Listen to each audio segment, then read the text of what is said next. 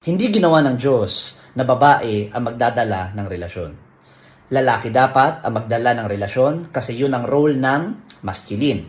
Kapag ikaw na babae ka, ikaw yung nagdala ng relasyon sa matagal na panahon, mapapagod ka, mauubos ka, at eventually, maboburnout ka.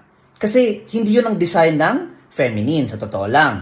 Ngayon, bakit marami yung strong independent woman? Kasi ang dami na kasi ngayon na putangin ng mga lalaki na hindi kaya mag-provide.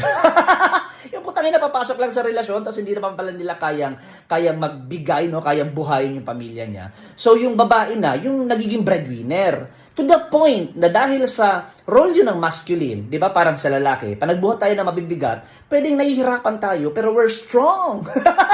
So, okay lang sa atin. Ang babae naman, to love and care. Kaya kahit na nasa bahay yan at ginagawa niya yung gawaing bahay na napapagod siya, pero caring-caring yan dalhin kasi feminine nga eh. Ngayon, kapag yung babae, ang binuhat niya na yung pamilya na, siya yung nagbibigay, nagpapakain na putang ina, mapapagod siya. So, ang mangyayari, mamamanhid, mauubos, at eventually, lalamigin siya sa partner niya. Kaya nagkakaroon ng chaos kapag babae, yung nagdadala ng relasyon. Di ba mas masarap na lalaki yung nagli-lead para yung babae nakakabuelo siya sa feminine niya, mas maayos yung relasyon nyo, mas maayos yung takbo ng pamilya nyo.